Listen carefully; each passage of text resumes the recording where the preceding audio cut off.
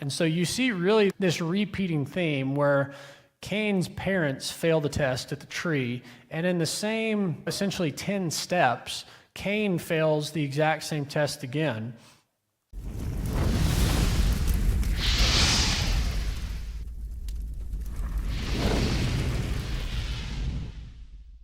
So tonight we're going to continue part 3. We're going to look at Genesis chapter 3 and Genesis chapter 4, where we're going to continue where we left off next week. And really, I think the theme tonight, it's been the ongoing theme, but we're really going to try and stretch the mind a little bit tonight in a good way, and really take these thesis statements that we've looked at, this concept that Genesis 1 through 11 is the biblical introduction to images and vocabulary, plot lines, and words. And so within this, we're going to look at more so themes tonight, and there will be some imagery as well. And then also going along with this thesis statement, our second thesis statement, of how the biblical authors organized what they're saying is just as important as what they're saying. And so we're really going to look at the structure tonight of the passages or the chapters that we're looking at. And really what I want to focus on and ask the question at the beginning, because it's something that we'll be visiting frequently throughout tonight, is the idea. I was listening to Tim Mackie this morning, and I've been taking a class of his online. He's the head of the Bible Project. He's a PhD in biblical studies, or biblical Hebrew, I think. But anyways, great resource. But he said something that was interesting. I think he's worded it the best I've heard it, because I've heard a lot of people mention this or say this concept, and it's the idea that when we look at the Bible and we tend to break it up into, should I interpret this literally or should I interpret this metaphorically? And what he was saying is that's like doing surgery with an axe. It misses the mark entirely. We categorize it that way in our modern minds because that's how we operate, we think we work. But there's plenty of examples, and we'll see here shortly tonight, of how that's not how the original audience, or even in the time of Jesus' New Testament letters, that's not how it was perceived. And sorry, Cody, I think that was my fault. I bumped the screen, so I apologize. But thank you for all that you do too, Cody, by the way. He's a miracle worker back there. I appreciate it. But we're going to do all this again with the goal of navigating the opening pages of the Bible, these first 11 chapters, in the same way as the original audience. We're going to do our best to get back into their minds. So this is where we'll be tonight. Again, we're going to finish the entire narrative of Genesis chapter 2 through Genesis chapter 3:21. We'll look at the quote-unquote the first fall, and also God's grace within that. And then we'll do the Cain and Abel story, and then also challenges and issues for modern thinking. We kind of just covered that briefly. But just to recap last week, this is really where we stretched last week a little bit in our thinking, looking at Genesis chapter 1 account of creation and the Genesis chapter 2 account of creation, how there's really two main macro views, and there's several little deviations within each view. But there's one view that would say they are two separate accounts of creation, with really that Genesis chapter 2 verse 4 being a transition, and that Genesis chapter 1 is a cosmic overview, God and his cosmic temple, or there's other forms of it. And that the second, and then Genesis chapter 2 focuses in on Eden specifically when God calls Adam and Eve. And the other view, which is this bottom view right here, is that Genesis chapter 2 is an elaboration of day 6. And we talked about some of the issues perhaps within that view. And this, I didn't cover it too much last week, but this is just a good illustration and a good picture comparing Genesis chapter 1 account and the Genesis chapter 2 account. How we see the length of time varies in each account. In Genesis chapter 1, there's the 7-day narrative. Genesis chapter 2 account, it says in the day. The order of creation in the first account is man and woman are created at the same time. In chapter 2, man was created first, then other creatures, and woman last. The material, we talked about the waters in Genesis chapter 1. If you recall back to week 1, those are the primordial chaos waters referenced there. In Genesis chapter 2, it's more of a dry desert region that doesn't have enough water, and from that, God essentially brings a garden forth. And then the method in Genesis 1, it's God's divine speech, and then in Genesis chapter 2, it's God actually forming, like the clay and the potter. And then the status, very good in the first, and then the tree of knowledge and the tree of good and bad, or good and evil, are present. And then humanity's place in Genesis chapter 1, they're kind of the apex of creation. They're the final, really active creation. And then within the Genesis chapter 2 account, they're just among the created order. So it's just kind of in the midst of everything else. And so that's a good overall view to start that, or I guess recap from last week on how those 2 views, issues maybe with this first view right here of it being an elaboration, because there are some differences. But if we can look at it and perhaps it's a transition into God creates cosmically, and then he focuses in on his own region, that Eden region, which we get to cover garden imagery tonight. So that's the big setup for this. But here's the full account. We stopped at this blue arrow last week. This is that second narrative, if you will, of Genesis chapter 2. We have a stopping point at verse 25 in Genesis chapter 2. That's where we break modern up because of chapter breaks. And again, we covered the chapter breaks a little bit last week, but this is really the overall macro structure of the entire Genesis 2 account. You can see it actually runs through chapter 3. And there are some ancient texts that'll have a stopping point at verse 21. Others will have it at verse 24 within chapter 3. And I'll talk about why here in a little bit. It actually has to do with God's grace. But either way, you can see that there's structure here, which will break down this structure and why it's relevant to the conversation and interpreting and how we interpret this, this account. Let's talk about gardens. And I love this picture because I think it's a beautiful picture. I stole it from Bible Project because they're an animation studio as well. But it's a picture of a garden coming out of the desert. And I think it's a great image of God planting that Eden, that paradise in the middle of a dry, barren wasteland. And so garden imagery, as you can see here, it was the language of heaven and earth in the time of the Bible, and specifically across all cultures. When you talked about gardens, every king had a garden. The gods had a garden kind of in every culture. And there's even, I've heard before, take this one with a grain of salt, but I have heard that the garden was actually always planted east of the palace. So when you think about Adam and Eve being kicked out east of the Garden of Eden, they're being cast even further away from that main area. And then I've also heard that kings, when they would defeat a rival king, they would actually take trees from that king's garden and plant it in their own garden, so that their garden would actually show all the kings that they had conquered. And so gardens were very important to that time and that culture. And then God even talks about when the Israelites go into exile and the prophets come to them, the prophets such as Jeremiah, he actually tells them, while you are in captivity, plant gardens. And so plant those pictures of paradise that you've lost to remember what you are hoping for one day. And we also, this again, for those of you that have been in Sunday school classes, I know you're thinking, wow, I can't believe this picture has been till week 3 to come up, but it's finally here. But this is a picture, really the biblical picture of the Garden of Eden. The Garden of Eden is where this is heaven and this is earth, and the Garden of Eden is where heaven meets earth. And so that's that paradise state is really that Edenic picture. And it doesn't just start in Genesis. Again, Genesis is the introduction to garden imagery, but you see gardens all the way throughout the story and ultimately in Revelation in the new heaven and new earth.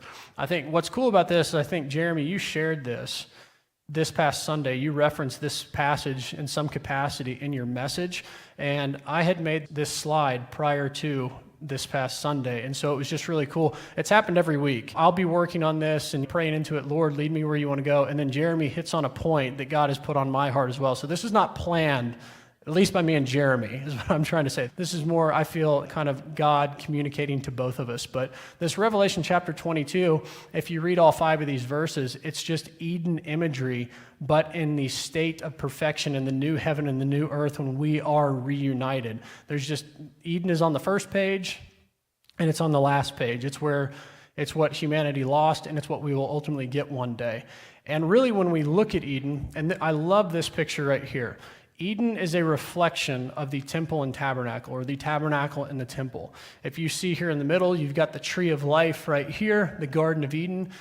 The garden of Eden is in a land called Eden, and then there's that dry land outside where God created the humans, and then remember we talked about last week how he placed the humans, how they took up residence within Eden. So there's that dry land outside. And then in regards to the temple and the tabernacle, you have the Holy of Holies, the holy place, the courtroom, and then the land of Israel and Jerusalem. So it's this picture of the actual land, kind of something that Jeremy's preached on many times, is the spiritual, or the natural is a reflection of the spiritual in some capacity. And then in both of these instances, even further off beyond the dry land in the Genesis account, and then the dry land of Israel and Jerusalem is the furthest of the outer courts, where you will find our very own. No, you've taken enough shots at me that I figured it was finally time to get you back. And on your birthday, too. How rude of me. How rude of me. But happy birthday. I finally managed to sneak one in on you. So I know that I've got more coming my way now. But okay, I appreciate that. But yeah, so let's get into actually Genesis chapter 3. We'll look at really this overview of the first account. We'll look at the structure of it. And this is where we get introduced to the serpent. And when we talk about the serpent, this is something that we spent some time with in the Sunday school, the Divine Counsel class, so I won't rehash all the material here. But the word for serpent is the Hebrew word nakash. And it has a triple meaning to it, just based on where it's used, the vowel markers, that kind of thing. But it can mean serpent. It can also mean copper.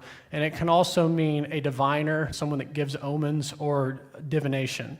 And so you can see that the numbers right here, just the breakdowns of how it's used throughout the Bible. But you can see in the garden, and I'm skipping ahead a little bit here just to show you how the nakash can mean more than just serpent, but it's when the serpent specifically talks to Eve, it says, but the serpent said to the woman, you will not surely die. And this is something that scholars have recognized as an omen.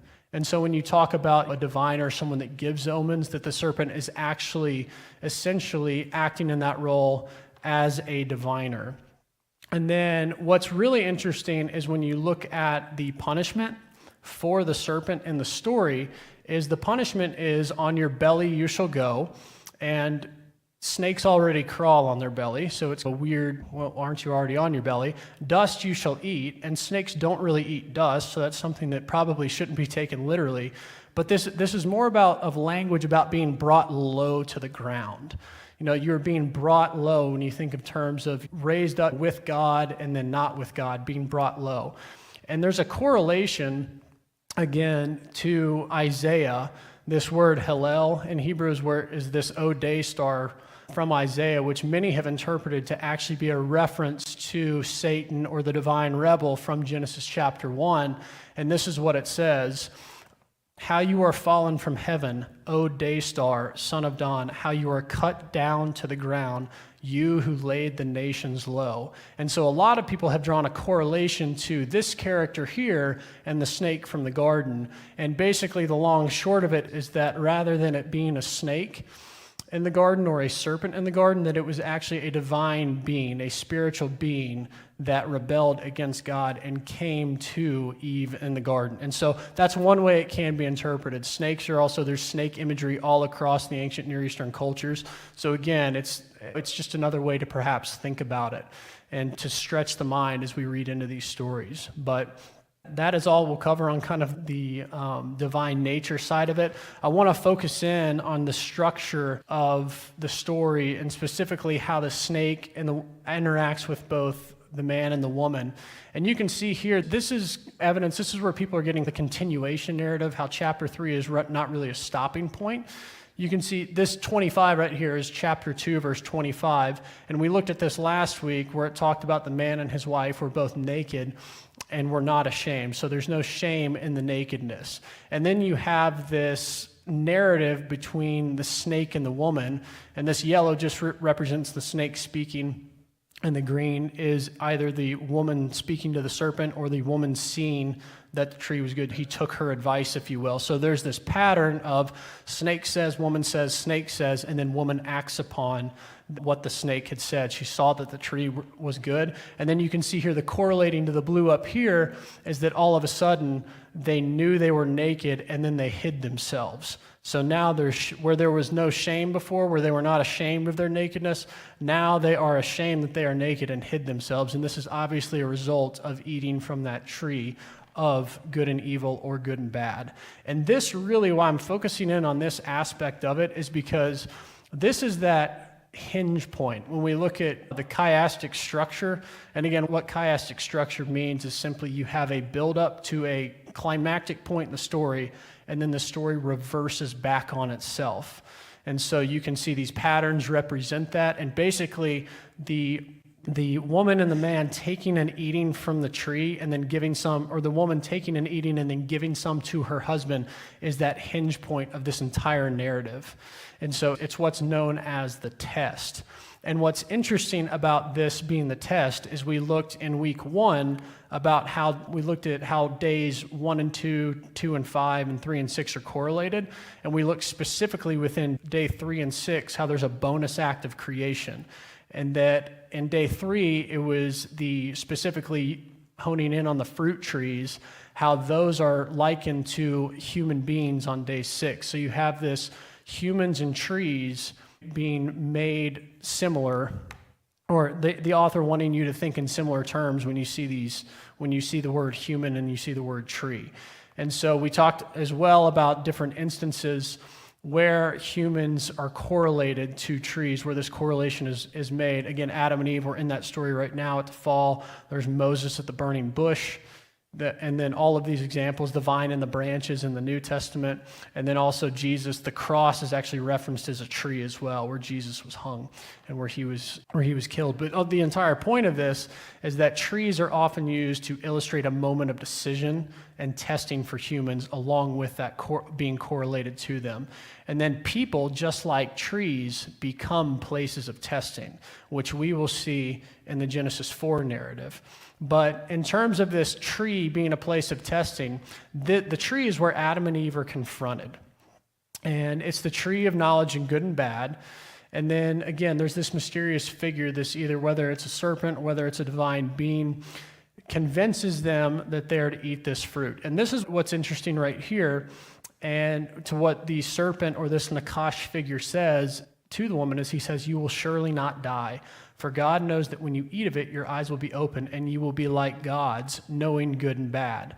So again, this establishes the theme right here of trees becoming the places of testing, because they are at this tree. And the reason I have the word gods underlined there is to go back with the divine counsel class that we did in Sunday school, was that later on in the story, when God says they will be like us, knowing if they take from the tree of life. And it's actually in verse 22 where Yahweh says, "Behold, the man has become like one of us." And so there's this belief. You'll see it translated in many Bibles as "you will be like God." But if that were the case, you have to ask the question of, are they really going to be the status of Yahweh or just one of his spiritual residents and divine family members? So anyways, something fun to think about. But just like you have, again, we talked about this chiastic structure, there is the man and the woman, they're created and they're unified, and then there's a dialogue between the snake and the woman, and I know that's hard to read, but that's what this section is right here. The reversal of those two in the chiastic structure is the dialogue between God and the humans, and then ultimately the consequences for all of the parties involved, namely the serpent, the woman, and the man. And what's interesting about that in terms of structure and how this text is written is that you actually have consequences handed out in this chapter in the order that the characters appear to quote-unquote rebel. So it's first given to the snake is given his punishment, the woman is then given her punishment, and then the man is given his punishment. So we'll start with the snake. In verse 15 it says, "I will put enmity between you and the woman, and between your seed and her seed. He shall bruise your head, and you shall bruise his heel." Now, most of us in here, I think, are very familiar with this being a reference to Jesus ultimately defeating what he did with the cross. Yes, and that's absolutely true. Prior to Jesus, the question has always been, how do you interpret this? And obviously, thank goodness we live in a time where we can interpret it as Jesus. But this is the point in the story, when we look at the Bible as a whole, that the author is telling you to pay attention to genealogies.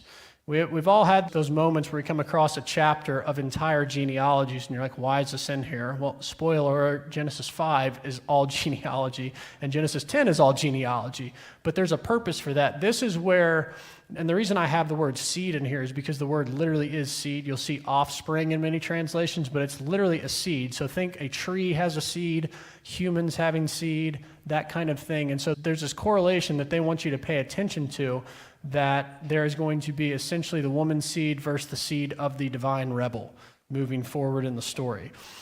The woman is then next given her punishment, or not, I shouldn't say punishment. How about judgment? That's a better word for it. But this is what the Lord says to the woman. He says, I will surely multiply your pain in childbearing. In pain you shall bring forth children. And then your desire shall be contrary to your husband, but he shall rule over you. What's interesting, and the reason I have this word pain highlighted, is because the word pain can also mean anxiety in Hebrew, which, given the ancient context, what really the ancient context behind that, I should say, is that a woman's barrenness was viewed in ancient times as something that was very detrimental to her status in society. So I'm not telling you that it should be translated as anxiety. I'm telling you it could be. So it could be pain or anxiety, but either way, this kind of poses a really interesting question, and it's something we'll cover a little bit later on, because we've heard, at least there's in some views, that the world prior to Adam and Eve's sin at this tree was entirely perfect. If we've all heard there was no pain, there was no suffering prior to this, if this verse says, I will multiply your pain, that seems to indicate that there was some kind of pain or anxiety already present in the story. So again, we'll come back to that in a little bit, at least the theme of that. But the man's judgment comes next, and it says, because you listened to the voice of your wife and have eaten the tree which I commanded you, you shall not eat of it. Cursed is the ground because of you. In pain you shall eat of it all the days of your life. Again, that word pain is the same word of anxiety. But the reason I have that, I'll stop right here. I'm not trying to pick on the women here. I'm not trying to pick on the wives. The reason I have this underlined right here and I'm making a point about it is because this phrase shows up in the story of Abraham and Sarah. When it says, you remember the story of Abraham and Sarah, she can't have a child. That kind of goes back to she thinks that she was barren, that status of society. So she says, hey, we got this slave in Egypt, sleep with her and your line can continue. We know the story of she gets really jealous of Hagar, the slave at that point. But the phrase used, this phrase, because you listen to the voice of your wife, and is the same phrasing in the Abraham and Sarah story when they decide to do things their own way. Hagar becomes a tree of testing and they fail the test. So there's this repeat pattern in it. And then in verse 18, and on that too, this goes back to that term that we looked at, the word for helper, or when God says, I will make a helper, when it talked about making Eve or making woman out of the side. And how that word actually doesn't mean assistant or anything like that. It's the indispensable other, without whom the desired good cannot happen. And because they are supposed to be a unit, if you will, that you can't have one without the other. If one functions bad, it causes the other to function bad as well and not walk out their purpose. And then going on to verse 18, it says, thorns and thistles, the ground, it shall bring for you, and you shall eat the plants of the field. By the sweat of your face, you shall eat bread. And so what's interesting about this, the ground becomes cursed. And ultimately, the humans go from being in a lush garden paradise where food is plentiful and always available to now having to labor and toil and eat the plants of the field that they labor over, rather than the food of the garden that God had provided for them. And so you see this kind of, this is more than just, hey, you're going to have to start farming in this case. This is ultimately you're going to be banished from the presence of God. And so what's interesting here is transitioning on. It goes right from this verse 19 right here, where it says, till you return from the ground, for out of it you were taken, for you are dust, and to dust you shall return. The very next line says, the man called his wife's name Eve, because she was the mother of all living. It's just, okay, you just went through this terrible list of consequences, and then, oh, by the way, her name was Eve. And that seems like almost an odd transition point, if you will. But what I'm getting at here is that you see this pattern, Eve and living. She's named Eve because she was the mother of the living. In Hebrew, it's a word play. Eve's name is the Hebrew word chava, and it literally means life or living. And so you see this name pattern. It's actually a continuation of the name pattern from Genesis chapter 1, but you see this naming pattern of someone being named that indicates, in this case, how Eve is correlated to living, how the words are correlated. You see that same naming and correlation pattern throughout the Bible.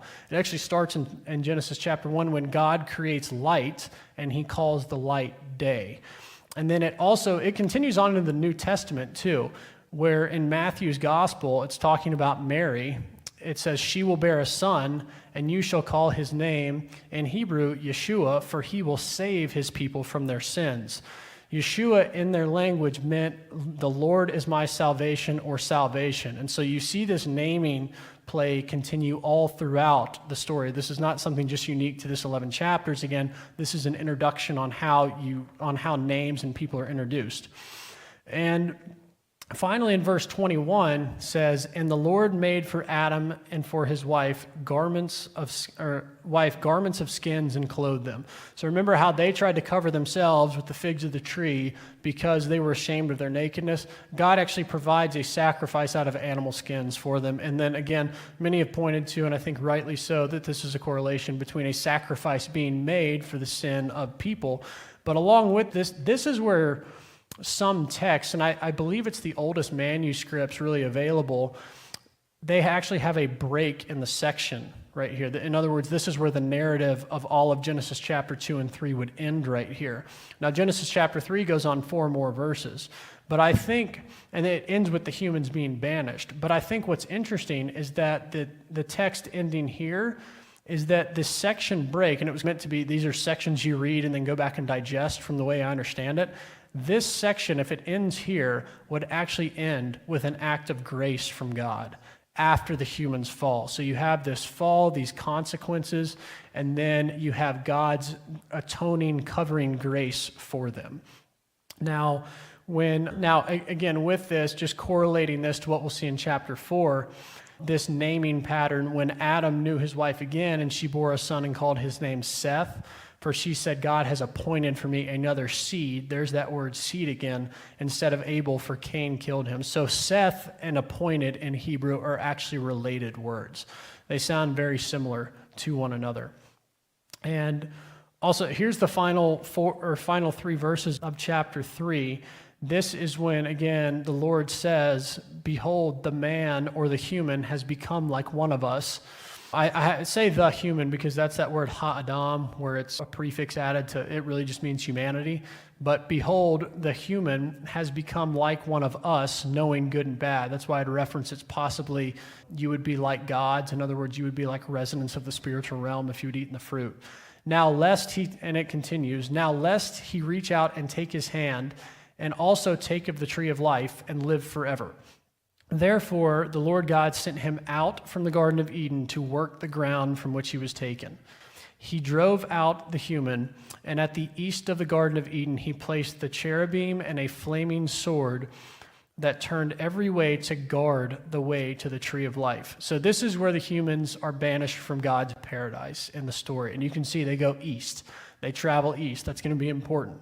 But they go to work the ground from which they were taken. So if we look back to chapter 2, when the man was originally created out of the dust, really out of the dust and water, the clay, the mud mixture, God took him out of a barren wasteland, essentially, placed him in this lush garden, and because the humans decided to do it their own way, instead of doing it God's way, they decided to try and acquire knowledge of good and bad their own way. That's actually, in biblical terms, that's how you would talk to a child. So it's implying that there's this childlike nature to Adam and Eve, but they return to that original ground, that barren wasteland. And then again, east of the garden. And the reason that this is important is, and this is, what is his name? It's a scholar. His name is Michael Morales. He I don't know if he drew this picture, but this is a correlation that he's made, that when you look at Eden and when you look at the tabernacle and the temple, you essentially have a mirror image of one another. And if you actually follow this, there's the center of the garden, the tree of life, and you can see coming east here, there's the cherubim that guard the way, and then it branches off. There's the 4 rivers that we covered. It's the same pattern going from the Holy of Holies all the way out. And you can see this actually, you move east out of the temple. So there's this narrative and there's this correlation they want you to draw that as you see the temple show up later in the story, it is a mirror image of Eden. And that's because the temple and the tabernacle were the place that God could come and dwell with his people. It's literally a temporary Eden, if you will. It's a traveling temporary Eden throughout the desert until they reach the promised land of Israel, where God establishes his temple, and then ultimately he's going to come back and reclaim the earth. So that's really what's going on here. And then One last thing before we jump into Genesis chapter 4. Again, this is the theme we looked at a little bit ago, but this one line in chapter 22 right here. Now, lest he reach out his hand and take also the tree of life and eat and live forever. This seems to imply that humans would not have lived forever because they had to eat from the tree of life to do so, and God is preventing that. And so this, I grew up at least hearing that, if Adam and Eve had never sinned, they'd still be alive, essentially in one way, shape, or form or the other. But this right here seems to imply that humans were not immortal leading up to this time. And so it doesn't really give us any more on that. I think this is really because we're asking questions that likely the ancient audience was not asking. But it's something interesting to think about. And so with that, we'll transition to chapter 4. And we know this is the Cain and Abel story. And what's so interesting is now that we've looked at the pattern of Genesis chapter 2 and chapter 3, that one garden narrative, we're going to see a lot of similarities here in the Cain and Abel story. So here, because I can't get away from these pictures, this is the macro structure of Genesis chapter 4. Genesis chapter 4 is broken into two large sections. That's this gray area right here, and they are on both ends of it, and in the middle are three birth scenes. So three scenes of children being born. And these two narratives, they're depressing narratives because they both involve murder. And so there's the murder initially of Cain, and then there's the murder of Abel, by Cain, and then there's one of Cain's descendants. And we'll compare the similarities there. But going on, this is a scholar, Jordan Wenham. He noted this from chapter 4, that the term Abel and brother occurs 7 times, and the term Cain occurs 14 times. 14 just being, think instances of 7 that we looked at from Genesis chapter 1. There's that 7 theme coming back. And then the final verse of this chapter is at that time, people began to call on the name of the Lord. This is the 70th mention of God or the deity in Genesis, and the 14th use of the key word call. So again, there's that 14 and 70 being, if 7 is complete, then 70 is the idea is it's 10 times the completeness. But this is how he sums it up. He says, in all these respects, chapter 4 is entirely typical of the editorial techniques used throughout Genesis. Its present form must owe much to the final editor. Now, this has to get into, what he's getting at here is authorship when it comes to the Bible, which is a fascinating topic. I absolutely love studying it. We're not going there tonight by any means, but I think it's interesting what he pointed out, that this theme of 7 continues throughout. But yeah, just interesting. I just wanted you mainly to see the macro overview. So I'm going to sum up really chapter 4, what happens, and then we'll look into some specifics of it right here. And here's the question. Here's the question that we can ask going into this. Where have I heard this story before? Now, we've only had 3 chapters up to this point, but as you'll see, it's this idea, this patterns throughout the Bible. So Cain's offering, you remember Cain and Abel both present an offering. Abel's is accepted, Cain's is rejected. And the Lord responds to him, if you do good, will you not be lifted up? This is a reflection of chapter 3, or chapters 2 and 3, I should say, where there's a choice about doing good at the tree of knowledge of good and evil. And then the Lord tells Cain, sin is crouching at the door. So there's the temptation. And it matches the human temptation that Eve faced at that tree as well, to take and eat of the fruit. Cain murders Abel. He fails the test. And in that sense, Abel has become like a tree, a place of testing for his brother. So where Adam and Eve fell at the tree, at the literal tree in the garden, Cain now fails his test at Abel, but remember, humans and trees are likened together. So God shows up and asks a question. He says, where is your brother? Just like God appeared and asked the question to Adam and Eve, he said, where are you? And that's where they came out and they said, hey, we were hiding because we were naked and we were ashamed of that nakedness. And so you see this repeat of God showing up and asking a question. In both instances, they dodge the question. Cain responds with the famous line, am I my brother's keeper? Whereas both Adam and Eve responds by saying, the serpent tempted me, or the serpent told me in some way, shape, or form, and I did. And then Adam turns around and said, the woman you gave me made me do it. And so In all three instances, the human dodges the question. Going on in the Genesis chapter 4 narrative, a curse is placed on the ground because of what Cain did to his brother. It says, and now you are cursed from the ground. And in this story, the ground almost becomes like a character because it says the blood of your brother, or it's either the blood or the ground is crying up on behalf of your brother. And then just like in Genesis chapter 2 or chapter 3, in that narrative, there is a curse placed on the ground. There's a curse placed on the ground. And then this one is a little bit, this goes back to verse 7 right here. I know we've kind of been going up. We've been in verse 11 up to the last point, but I'm following the pattern of Genesis, the Genesis chapter 2 and 3 account. But this is what it says in verse 7 of chapter 4. It says, sin's desire is toward you, but you should rule over it. This is inverted from when God tells Eve, your desire shall be toward your husband, but he shall rule over you. It's the same Hebrew words used in both instances. So it's flipped, if you will. And then going on in the Cain and Abel story, the Lord tells Cain, he says, when you till the ground, no longer shall it yield its strength to you. And yes, there's a typo in there by me. My apologies. And in the Adam and Eve story, working the ground became more difficult as well. Then ultimately Cain is banished, which, interesting fact, he is banished to the east as well. But just like Adam and Eve were banished to the east of the garden. And so you see really this repeating theme where Cain's parents fail the test at the tree, and in the same, essentially 10 steps, Cain fails the exact same test again. And the result, the consequences are a little bit more. It's more than just you failed and you got banished. Again, like we saw with Adam and Eve, the punishment is Cain murders his brother, and he says to the Lord, my punishment is too harsh to bear, and the Lord essentially promises you'll be the person who harms you will be avenged 7 times.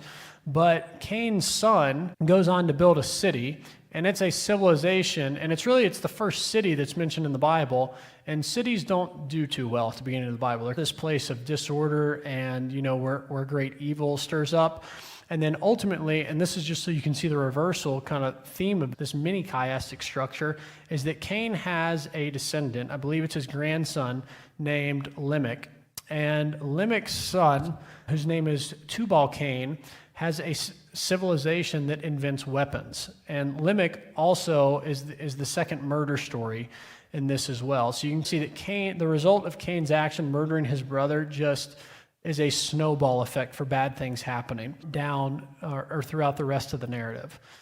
And then also what was interesting, I can't remember the scholar, I don't have his name that wrote this, but he said, he made reference to city building in the ancient Near East where this came from. City building was a divine enterprise.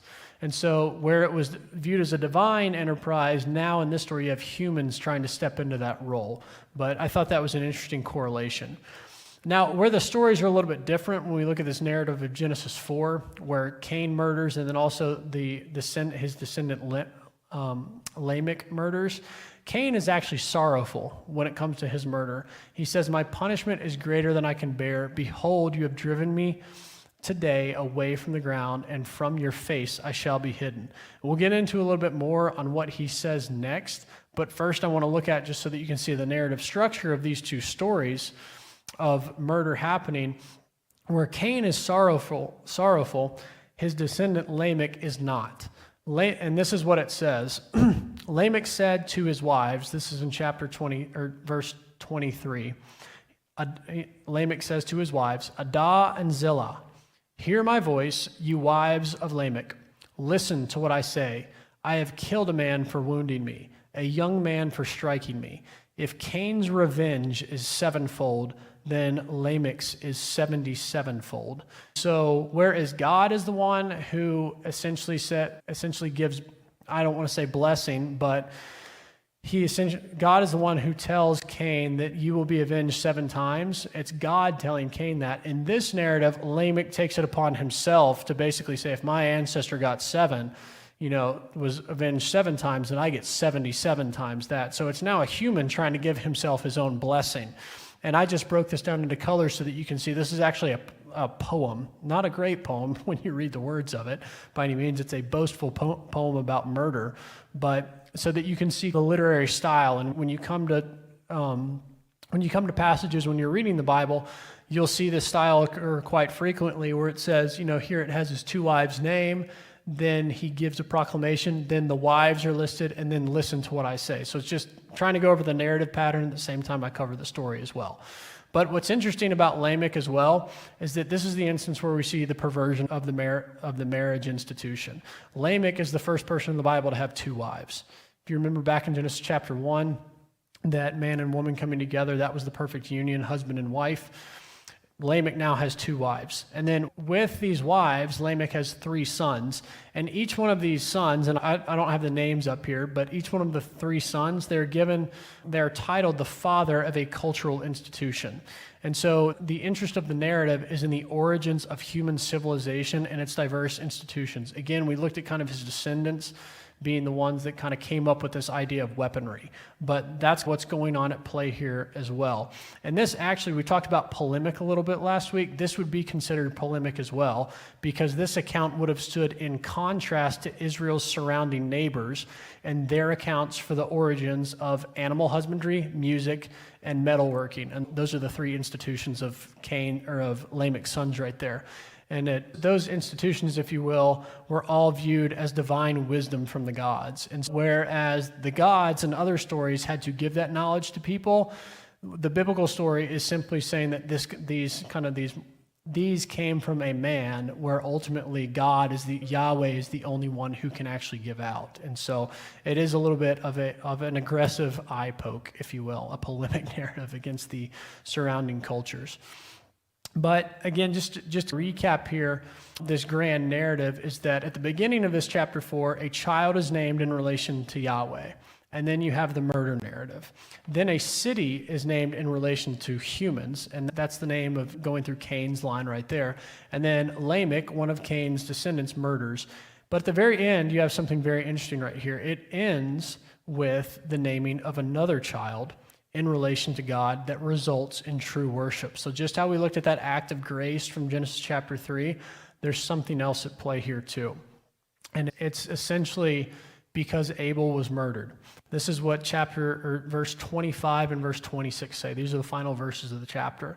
It says, "And Adam knew his wife again, and she bore a son and called his name Seth. For she said, God has appointed for me another seed instead of Abel, for Cain killed him." So again, Seth and appointed are both correlating Hebrew words. They sound very similar to one another.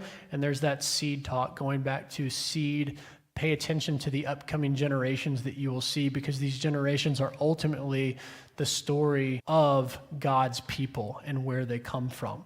And then verse 26 says, "To Seth also a son was born, and he called his name Enosh." And then it ends with this phrase, "At that time, people began to call upon the name of the Lord."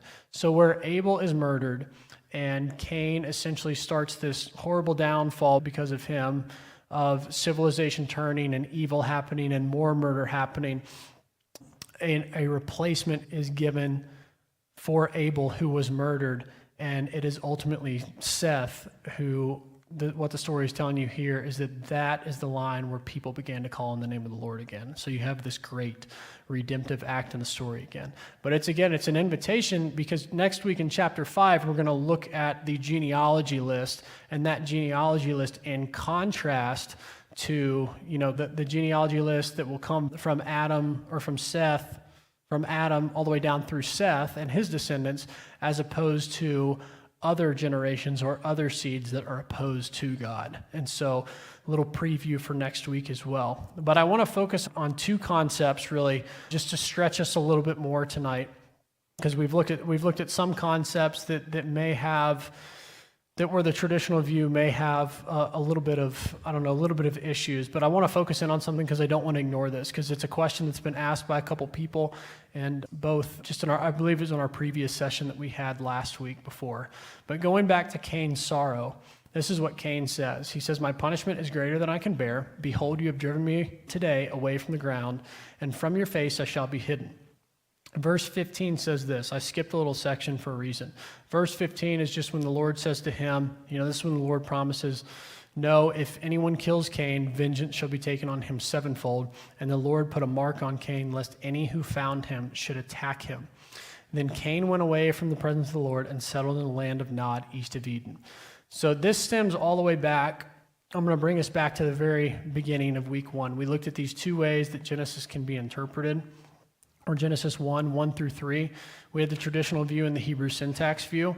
And really what I'm getting at here, and I understand that there's varying views. This is not, you can have these two kind of main views, and there's views on how to view the text. That question we asked at the beginning, should it be literal? Should it be metaphorical? And that I like what Tim Mackie said, is that's not enough.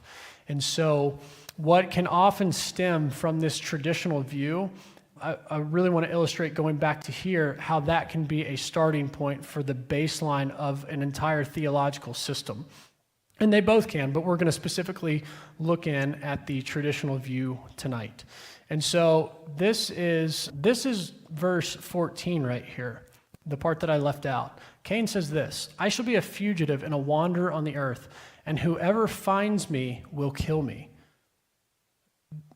And the issue with the traditional view, and specifically the traditional view, there's many views on how we should interpret Adam and Eve. Were they the first ancestors? Were they just types and symbols? Are they a combination somehow of them all, or of parts of all of them, I should say?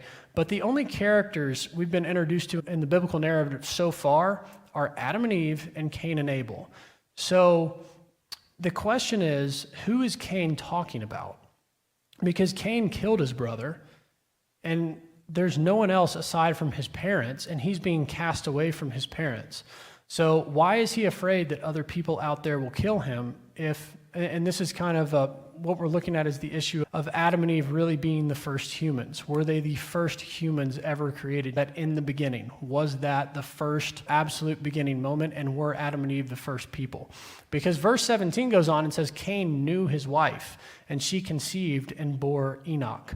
And so and again, I grew up hearing the traditional view of this. It begs the question, who's Cain's wife? We don't know of anybody else in the story. But what I always heard growing up was, well, Adam and Eve would have had a lot of time to have kids. People lived a lot longer back then, all of those kind of views. So Cain probably just went and married one of his sisters and then went and started a civilization. Okay, I get that, but it does present views, and people have long recognized that doesn't line up very well with verses like this in Leviticus 18, where it says, "You shall not uncover the nakedness of your sister." And so there's this idea, this institution that God puts in place, and this is God later says of all these detestable sexual practices that they are not to do these. One, because you're not to make yourself unclean, and because you're not to practice any of the abominable customs of the nations around you that are not walking with one true God. And the response to this, I understand, is Leviticus is much later in the story than Genesis chapter 3. And 100% I agree, but so is murder. Murder doesn't show up until the Ten Commandments either. And so Cain's banishment was a consequence of his sinful act of murdering. And then we also have to ask the question this, even though these passages occur later in the text, one right here, murder doesn't show up till later, so would that have been wrong at that time? We do have verses like this from a believing Christian standpoint of John 1:1, and we all know it well, is in the beginning was the Word, and the Word was with God, and the Word was God. He was in the beginning with God. It's a reference to Jesus, obviously, being the Word. And the reason I have the highlighted right there is just like we looked at in the Hebrew syntax view in week 1, the definite article the is not there in the Greek text either. It's just in beginning. And that's true for the New Testament and the Greek Old Testament as well. It's absent in it. So just something fun to keep in mind. But to go on a little further, to chase this a little further down the rabbit hole, we have these 3 verses right here where it says Jesus is the same yesterday, today, and forever. Then he says, I and the Father are one in John chapter 30. Or John chapter 10, verse 30. And then Numbers 23:19 says, God is not a man that he should lie, or a son of man that he should change his mind.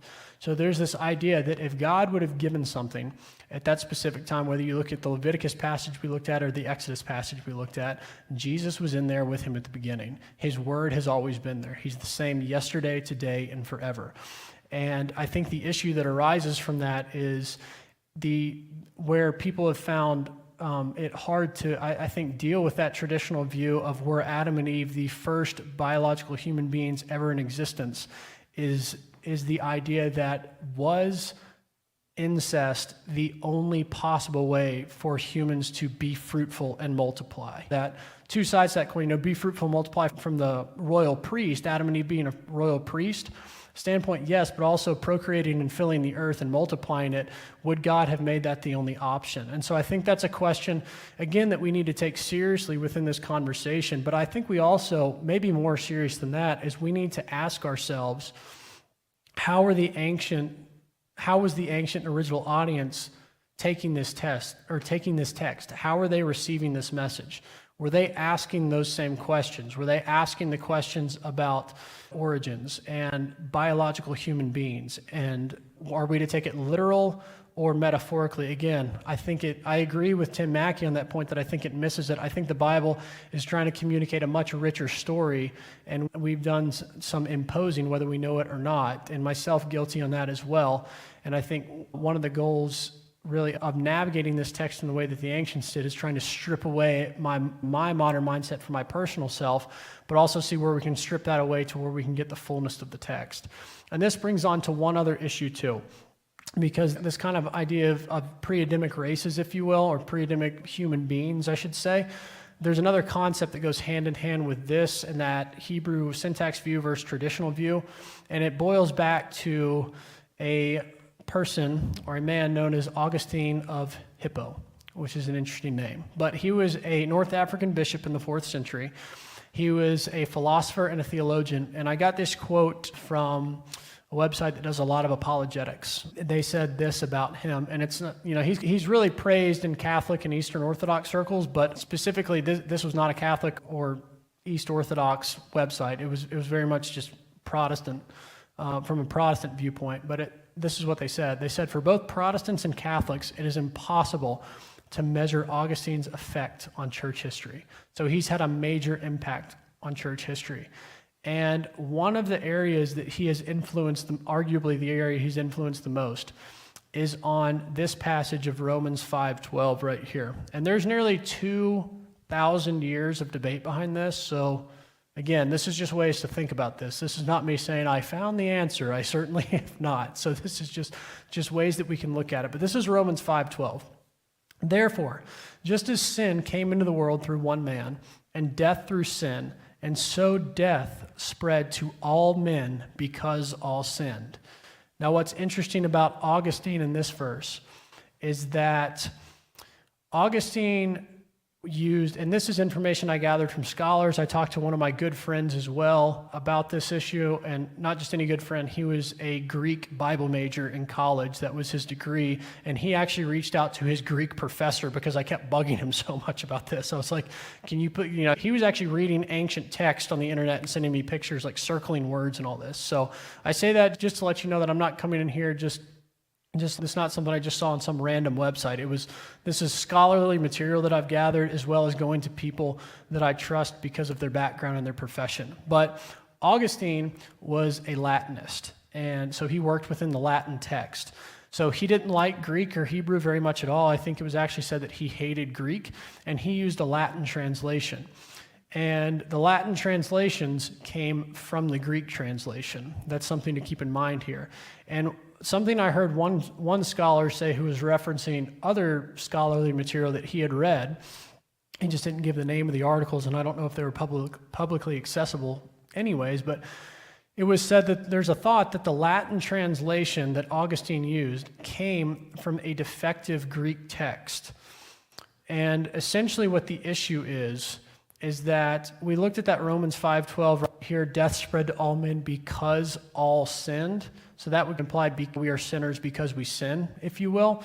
The translation that Augustine gives is that death passed unto all men in whom all have sinned. So his take on it was that that in whom is a reference to Adam.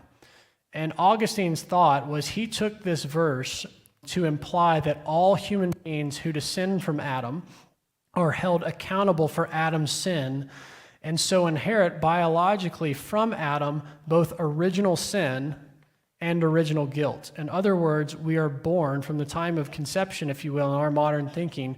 We are sinners from the time of conception, and we bear the consequences of Adam's sin from long ago. And there's a lot of issues that arise from that reading of it, and we don't have time to get into all of them tonight. But again, it's this idea of, was it a bad translation or not? I think we really need to ask the questions, are we guilty? Are we born into sin? Or is sin something, are we sinners because we ourselves sin? Because the real implication here, the big one here, and there's a lot of side kind of issues with this that are also important. The main issue that arises from this interpretation from Augustine, and this has been the interpretation that the West has taken, so kind of Western Roman Catholicism all the way down to Protestantism, and today, Eastern Orthodox doesn't accept this view at all. And they're saying, we don't accept it because we were using the original Greek text, and he was not. But all that I'm getting at is that how does this apply to Jesus? Because Jesus is described as fully man, fully human. So if all men are sinners by birth, why does Jesus get off the hook? And that's just a rhetorical question.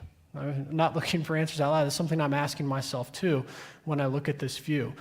Because if Jesus was a sinner by birth, and if he was guilty by birth, he could not have been the perfect sacrifice.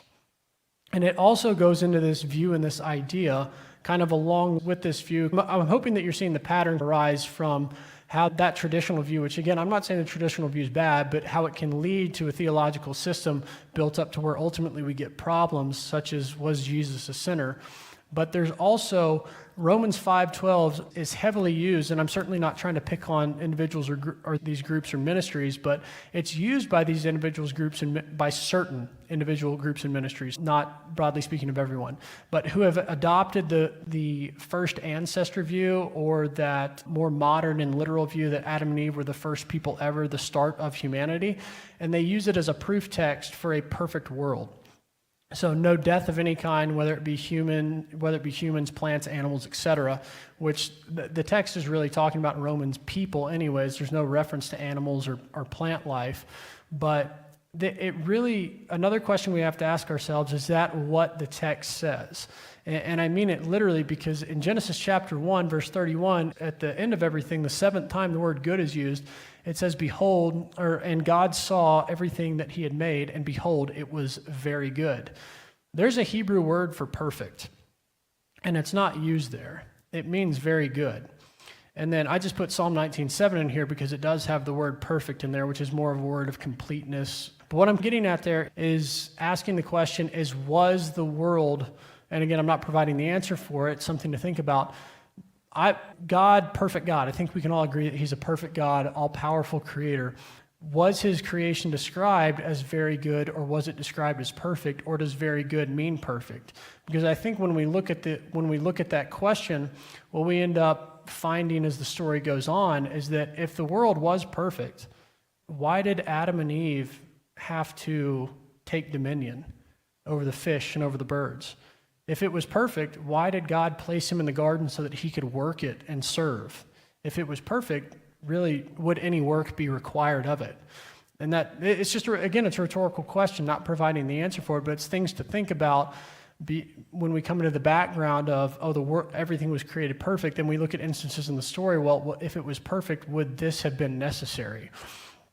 And then going along with this, and this is really where we're wrapping up tonight, is slide from the first week, but taking that ancient thought and our modern thought and trying to really dive into the idea of the Bible not being written to us, but being written for us. And again, I showed this picture week 1 too, which is the merging of these two pictures right here, which it does create a biblical, or a nice picture. And in terms of biblical theology, it creates a pretty theology, if we can use that as an illustration.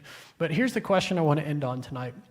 Are we allowing the biblical text and the biblical authors to answer the intended questions and communicate the intended messages and meanings through the process of inspiration that God wanted to communicate to audiences of all times, starting with a group of people dating back thousands of years ago? Or are we attempting to find answers to the questions that we as moderns ask and care about? In other words, origins, historical literary accounts, literature styles, that kind of thing. And thus impose, whether it's incidentally or we do it intentionally, what we know as reality and what we perceive as our worldview into the ancient text, written to a group of ancient people living in a different culture and with a different worldview. And so I'm hoping that partially, again, the goal of this is to get back to this picture here in terms of the Bible, is to think like an ancient person. How would they have thought about it? To truly strip, and I'm on this journey with you, something I said in week 1, but trying to strip away the questions that I ask, the questions that I want answered today. We all come in, we all have questions as modern people that we want answered, and I think sometimes I certainly fall into, I want the Bible so bad to answer it, I need to be careful that I'm not imposing a worldview, my worldview, and the question that I want answered on a specific passage. And it goes beyond Genesis 1 through 11. It's applied to all of it. And I think I'm going to end here with Paul as well, because I think Paul gives us a hint of maybe how we should be considering these passages as they come up, and really throughout the whole Bible. And I think it's a scripture that we all know fairly well. In 2 Timothy 3:16 and 17, it says, all scripture, which all scripture for Paul at that time would have been the Old Testament. But it says all scripture is breathed out by God and profitable for teaching, for reproof, for correction, and for training in righteousness. And the key phrase here is that the man of God may be complete, equipped for every good work. And so when I see this, it doesn't say equipped to answer every question that I have. It means for every good work going forward. So again, that's where I'll end tonight. Next week, we'll pick up with chapter 5, chapter of genealogies, which I'm really excited about, and we will get into the flood narrative as well. So I hope it's been a good night for you all. Thank you everyone online for watching. Thanks for letting me go a little bit over, everyone that was here and online.